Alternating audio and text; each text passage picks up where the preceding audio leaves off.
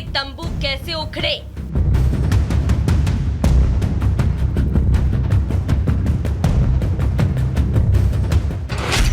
LAC पर भारत ने तोड़ी चीन की आकार।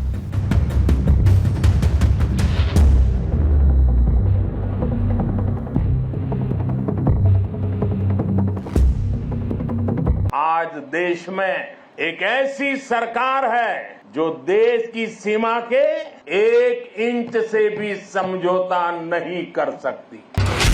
झुकता है चीन, झुकाने वाला चाहिए।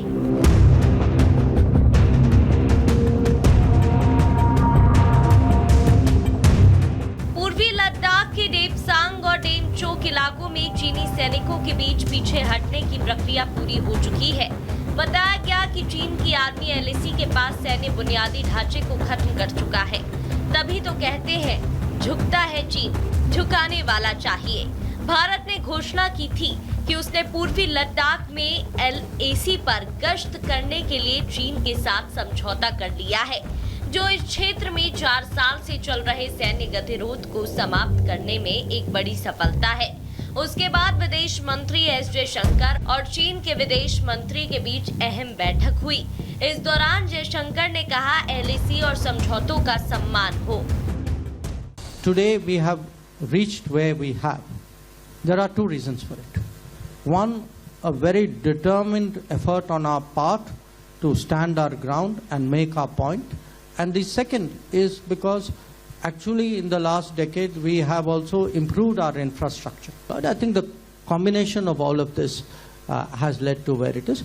When Prime Minister and President Xi met, at that time it was decided, okay, the foreign ministers will meet and the national security advisors will meet and see how this is to be taken forward. Bharat ने समय समय पर चीन के हर आक्रमण का मुंहतोड़ जवाब दिया है।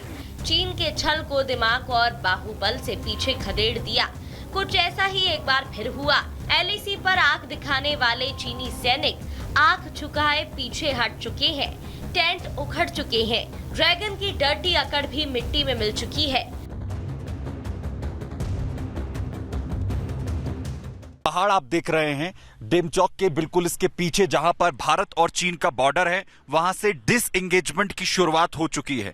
25 तारीख से ये शुरुआत यहां पर हुई थी और जिसमें खास बात यह है कि 2024 में देपसांग और डेमचोक ये दोनों ही पॉइंट जहां से इस वक्त लगातार सेनाएं पीछे हट रही हैं, चीन की तरफ से भी और भारत की तरफ से भी। लगातार इसी को लेकर जो सैन्य लेवल की बातचीत है वो एक के बाद एक चल रही थी। कई बड़ी मीटिंग्स हुई और आखिरकार इसका ऐलान किया गया कि दोनों ही देश इस बात पर सहमत हैं कि जो 2020 वाली स्थिति थी वहां पर एक बार फिर से वापस सेनाएं लौटेंगी और पेट्रोलिंग बारी बारी से यहां पर कर पाएंगी।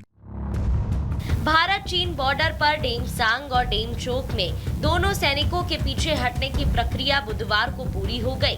पेट्रोलिंग को लेकर जल्द ही ग्राउंड कमांडर के अधिकारियों के बीच बातचीत होगी। ग्राउंड कमांडर में ब्रिगेडियर और उससे नीचे के रैंक के अधिकारी होते हैं।